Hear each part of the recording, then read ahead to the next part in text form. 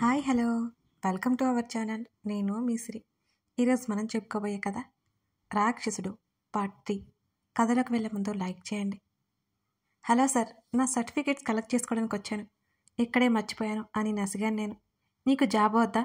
నన్నే సూటిగా చూస్తూ అడిగాడు. అతని టేబుల్ మీద ఉన్న చెక్క పలక మీద కార్తీక్ అని రాసి ఉంది. వద్దు సార్ అని నేను చెప్పగానే నా వైపు ఆశ్చర్యంగా చూశాడు. ఎందుకని ఇంత మంచి ఆపర్చునిటీని మిస్ చేసుకుంటున్నావు అని నేరుగా అడిగేశాడు కార్తీక్. నేను సమాధానం చెప్పలేకపోయాను. పిఏగా అంటే నాకు ఇష్టం లేదు అన్నాను మెల్లిగా. తప్పించుకోవడానికి ఏదో ఒకటి ప్రయత్నం చేస్తున్నాను. మీకు బెటర్ ఫ్యూచర్ ఉంటుంది. ఈ కంపెనీలో జాబ్ కోసం ఎంతమంది ఎదురు చూస్తున్నారో తెలుసా మీకు? కార్తీక్ కాస్త సీరియస్గానే అన్నాడు. నేను సమాధానం చెప్పలేకపోయాను అతనికి. మిమ్మల్ని ఎండి గారు పిలుస్తున్నారు, వెళ్ళండి. ఇంటర్వ్యూ అటెండ్ అవ్వండి. బెనిఫిట్స్ వినండి. నచ్చకపోతే వదిలేయండి. ఏదో ఒక చిన్న కారణం చేత ఇంత మంచి ఆపర్చునిటీని వదిలేసుకోవడం నాకైతే కరెక్ట్ అనిపించడం లేదు అని అన్నాడు కార్తీక్, నాకు నచ్చ చెప్తున్న ధోరణిలో, కాస్త సీరియస్గానే. కార్తీక్ మాటలు నా మీద ప్రభావం చూపించాయనుకుంటా. ఎండీకి సారీ చెప్పిస్తే సరి, ఇంత మంచి ఆపర్చునిటీ నిజంగా ఎక్కడ దొరకదు. నాకు అదే అనిపించింది. నెలకి ₹1,00,000 శాలరీ అంటే మామూలు విషయం కాదు. మమ్మీ, మా అమ్మమ్మ ఇద్దరు కష్టపడకుండా ఉండొచ్చు అనిపించింది. మాకేం లోటు లేకపోయినా ఫ్యూచర్లో ఏ లోటు రాకూడదు నా వాళ్ళకి. ఇప్పుడు కానీ జాబ్ దొరకకపోతే అసలే పెళ్లి చేస్తానంటుంది మా మమ్మీ. నేను తల ఊపి, ఎండి గారు ఒకరే ఉన్నారా? మీరు కూడా నాతో పాటు ఆ గది వరకు వస్తారా? కాస్త తడబాటుగానే అడిగేశాను. ఒక్కరే ఉన్నారు, వెళ్ళండి, డోంట్ వర్రీ అని చెప్పి నన్ను పంపించాడు కార్తీక్. వణుకుతున్న చేత్తో తలుపు మీద కొట్టాను. నిజానికి నా గుండె అదిరిపోతుంది. మళ్ళీ ఏ దృశ్యం చూడాల్సి వస్తుందేమోనని విపరీతమైన భయం వేస్తోంది. అతని కోపపు చూపులు, ఆవేశపు జ్వాలలు ఇంకా నన్ను తడుముతూనే ఉన్నట్టున్నాయి. లోపలికి వెళ్ళడానికి ఏమాత్రం ధైర్యం సరిపోవడం లేదు నాకు. అతను లోపలికి పిలవకపోతే ఇట్నుంచుటైనా పారిపోవాలనే ఆలోచన కూడా వచ్చింది నాకు. కమిన్ అతని గొంతు వినిపించి గుండెల్లో రైళ్లు కాదు కదా, విమానాలు కూడా పరిగెడుతున్నాయి నాకు. గొంతు తడారిపోతున్న ఫీలింగ్ కలిగింది. మెల్లిగా డోర్ హ్యాండిల్ మీద చేయి వేసి డోరు నెట్టాను. నేను లోపలికి అడుగుపెట్టాను. అతను ఎదురుగా ఉన్న ల్యాప్టాప్లోకి చూస్తూ తల ఎత్తి నా వైపు చూశాడు. ఒక్కసారిగా గుండె గుబేలుమంది. అతని చూపులు ఎక్స్ప్రెషన్ లెస్గా ఉన్నాయి. ఇలా ఉంటే అతని లోపల ఏం ఫీల్ అవుతున్నాడో నాకేం తెలుసు. అసలే సీరియస్ ఫేస్ అనుకుంటా. అతని చూపులకి తెలియని వణుకు. ఏమాత్రం సూటిగా చూస్తున్నాడు తొనక్కుండా నా వైపు. ఇంటర్వ్యూ కోసం వచ్చాను సార్ అని వణికే గొంతుతో చెప్పాను. కళ్ళతోనే కుర్చీ వైపు చూపించి సైగ చేశాడు అతను. అందులో చతికిల పడ్డాను ఇబ్బందిగానే ఫీల్ అవుతూ. What is your name? నా ప్రొఫైల్ ఓపెన్ చేస్తూనే అడిగాడు. అందులో నా పేరు కనబడుతూనే ఉంది కదా, మళ్ళీ ఎందుకు అడగడం అనుకున్నాను నేను. శుభ సాక్షి అనగానే నా వైపు అదోలా చూశాడు. నా పేరు నచ్చలేదేమో ఇతనికి అనుకుని సరిపెట్టుకున్నాను నేను. మరికొన్ని ప్రశ్నలు అడిగాడు. వాటికి తీరిగ్గా సమాధానం ఇచ్చాను నేను. యువర్ సెలెక్టెడ్ అనగానే నా కళ్ళు పత్తికాయలంతా అయ్యాయి. అసలు నన్నెలా సెలెక్ట్ చేశాడు? కొంపదీసి రివెంజ్ కాదు కదా అనే ఆలోచన రాగానే భయంగా అతని వంక చూస్తూ, sir I'm really sorry sir, morning అంటూ గబుక్కునే చెప్పేశాను. కానీ ఆ తర్వాత లైన్ ఎలా కంప్లీట్ చేయాలో నాకు అర్థం కాలేదు. అప్పటి వరకు మామూలుగా ఉన్నా అతను నన్ను కన్ను చిన్నవి చేసి చూశాడు. నేను డోర్ కొట్టాను. మీరు ఓపెన్ చేయకపోవడంతో తప్పక లోపలికి వచ్చాను. కార్తిక్ గారు నన్ను ఇక్కడికి వెళ్ళమని చెప్పారు. ప్రామిస్ అంటూ నా తల మీద చేయి పెట్టుకొని చెప్పాను, అలాగే భయపడిపోతూ. గెట్ లాస్ట్ ఆ మాటకి ఉలిక్కిపడి చూశాను నేను అతని వంక. మరి నేను సెలెక్ట్ అయ్యాను అన్నాడు కదా, నా జాబ్ ఏమైపోయినట్టు? నాకు అర్థం కాలేదు. ఇప్పుడు ఆదిల్ తన మనసులో ఫీలింగ్స్ చెప్తున్నాడు, కన్ఫ్యూజ్ అవ్వకండి. కార్తిక్ చెప్పిన అమ్మాయి లోపలికి వచ్చింది. ఆ అమ్మాయి బెదిరి చూపులు చూడడం నాకు అర్థమవుతుంది. మార్నింగ్ నన్ను చూసి బాగా భయపడిపోయినట్టుంది. ఇప్పుడు కూడా ఆమె ముఖంలో నాకు స్పష్టంగా భయం తెలుస్తోంది. తన పేరు విచిత్రంగా ఉంది. నేను ఎప్పుడు వెళ్ళేనట్టుగా ఉంది. నేను అడిగిన వాటికి చక్కగా సమాధానాలు ఇచ్చింది. నాకైతే నిజానికి ఈ అమ్మాయిని పిఏగా సెలెక్ట్ చేయడం ఇష్టం లేదు. కానీ ఈ అమ్మాయి నాకు ఎందుకో చాలా డిఫరెంట్గా కనిపించింది. ఆ నడవడిక, ఆ మాట తీరు, ఆ బిహేవియర్ చాలా చాలా కొత్తగా కనబడుతున్నాయి నాకు. అప్రయత్నంగానే యువర్ సెలెక్టెడ్ అని అనేశాను. నేను జాబ్ ఇవ్వాలా వద్దా అని సందిగ్ధతలోనే జాబ్ కన్ఫర్మ్ చేసేసాను తనకి. ఆ అమ్మాయి షాక్ అయిపోయినట్టుంది. కళ్ళు పెద్దగా చేసుకుని నన్నే చూస్తోంది. అంతలోనే అనుమానంగా కూడా చూసింది. అది ఎందుకో నాకు అర్థం కాలేదు. ఇక వెళ్ళొచ్చు అని నేను చెప్పాలి అనుకున్నాను. ఆలోపే నాకు ఆవేశం తెప్పించే మాటలు మాట్లాడింది. Sir, I'm really sorry sir, morning అంటూ తడబాటుగా ఏదో చెప్పడానికి ప్రయత్నం చేసింది సాక్షి. అదేంటో నాకు అర్థం అవగానే కోపంగా ఒక్కసారి సర్రున పొంగింది. అయిపోయింది కదా, మళ్ళీ ఎందుకు తను అలా మాట్లాడుతుంది? విసుగొచ్చేసింది నాకు.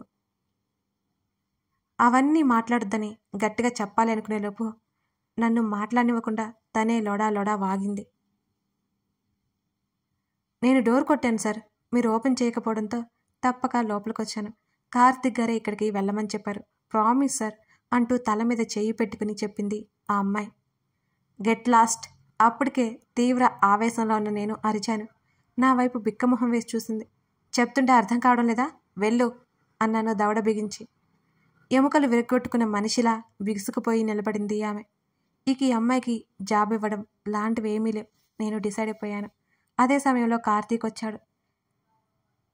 ఎవరి ముందైనా కార్తీక్ నన్ను ఫ్రెండ్గా ట్రీట్ చేయడు, ఒక బాస్గానే చూస్తాడు. ఏమని సార్, తను సెలెక్ట్ అయిందా అంటున్న కార్తీక్ వైపు కొట్టేలా చూశాను నేను. కార్తీక్ వెంటనే ఆ అమ్మాయి వైపు కళ్ళు తిప్పాడు. సాక్షి, మీరు బయట వెయిట్ చేయండి, నేను వస్తాను, వెళ్ళిపోకండి, కార్తీక్ చిన్నగా నవ్వుతూ చెప్పాడు. ఆ అమ్మాయి తల ఊపి బయటకు వెళ్ళిపోయింది. వెళ్తూ వెళ్తూ నా వైపు ఒక చూపు చూసింది. ఆ చూపుకి అర్థమేంటో నాకైతే తెలియలేదు. ఏంట్రా, ఏమైంది? తను సెలెక్ట్ అయిందా లేదా అంటూ కార్తీక్ ఆదుర్దాగా అడిగాడు.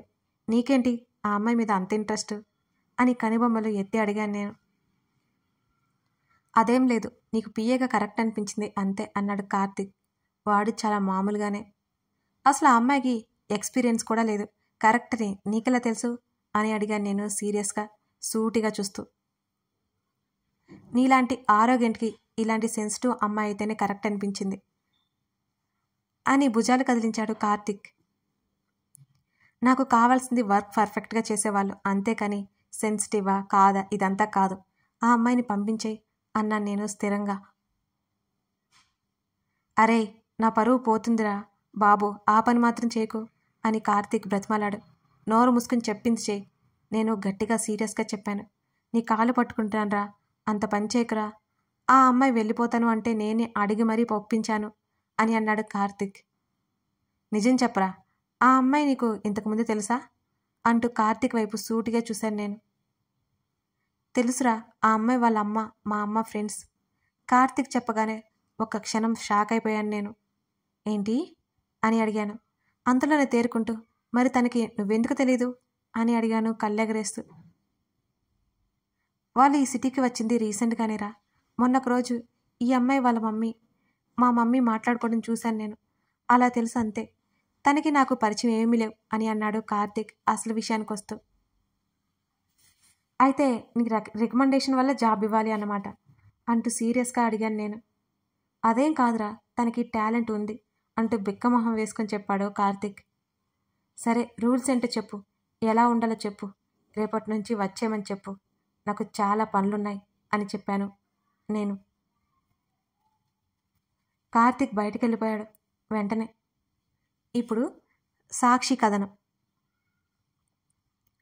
నేను సారీ చెప్తే ఈ రాక్షసుడికి ఎందుకంత కోపం వచ్చిందో నాకైతే అర్థం కాలేదు అసలు. నేనేమైనా కొట్టానా తిట్టానా?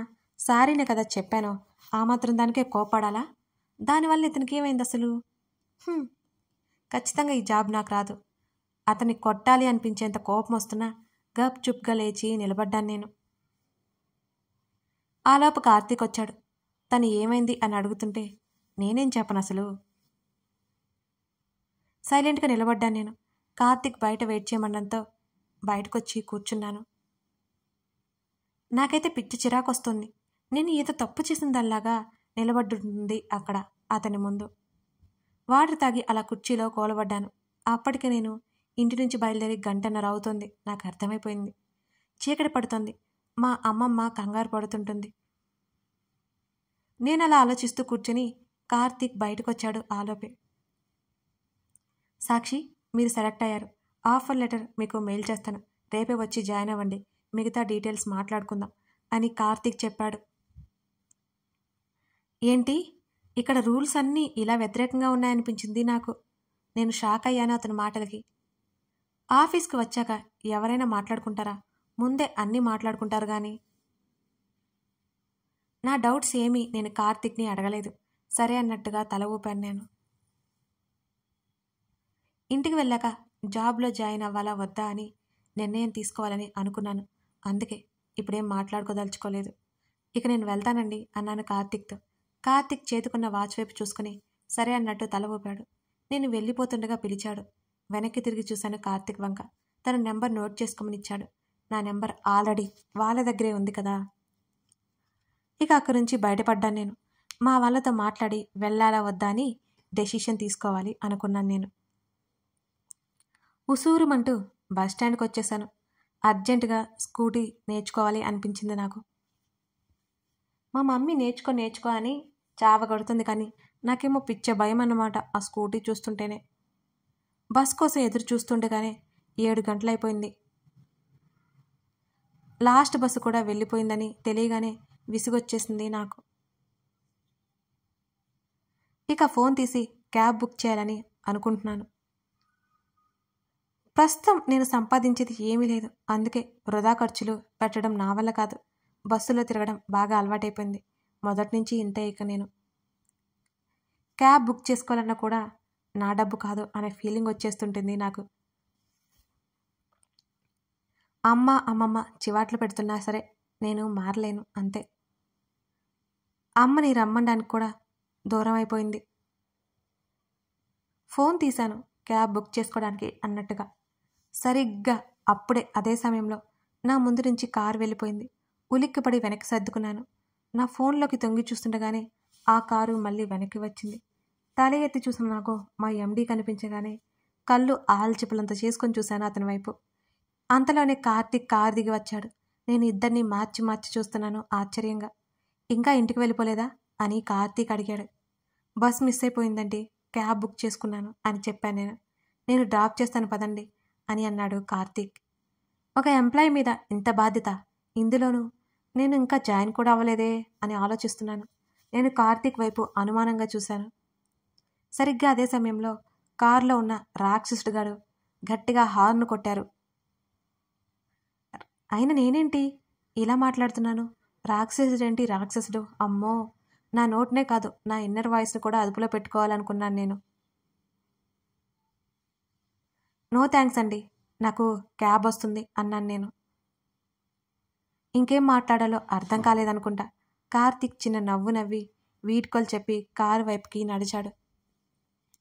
వాళ్ళ కారు ముందుకెళ్ళిపోయింది. క్యాబ్లో రాగానే దాంట్లో ఇంటికి పయనమయ్యాను నేను. నాకెందుకు వీళ్ళ వాలకం చూస్తుంటే తేడాగా అనిపిస్తుంది. మా మమ్మీతో చెప్పి డెసిషన్ తీసుకోవాలి అనుకున్నాను నేను. ఇంటికి వెళ్ళగానే లేట్ అయింది. మా అమ్మమ్మ చివాట్లు తింటూనే ఫ్రెష్ అయ్యి వచ్చి డిన్నర్కి కూర్చున్నాను నేను. జరిగిందంతా పూసగుచ్చినట్టు చెప్పాను. మా అమ్మమ్మ హ్యాపీ ఫీల్ అయ్యారు. వావ్, కంగ్రాట్స్ అంటూ నా చేతులు పట్టుకుని ఊపేశారు. మా వాళ్ళు యాక్సెప్ట్ చేశారన్న మాట. ఇక నా నిర్ణయం మిగిలి ఉంది. రేపు వెళ్ళాలా వద్దా అనే సందిగ్ధంలో పడిపోయాను నేను. కథ కొనసాగుతోంది.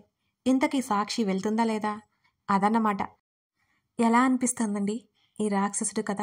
ఇంకా ముందు చాలా కొత్తగా ఉంటుంది. మిస్ అవ్వకుండా వినేయండి. మర్చిపోకండి ఫ్రెండ్స్, లైక్ చేసి కామెంట్ చేయడం అస్సలు మరవకండి. అవే నాకు బూస్టప్స్. వలపు వర్ణం అయిపోయింది కదా, అందుకే ఈ స్టోరీ అన్నమాట. Thank you for supporting me friends. మరో ఎపిసోడ్తో కలుద్దాం.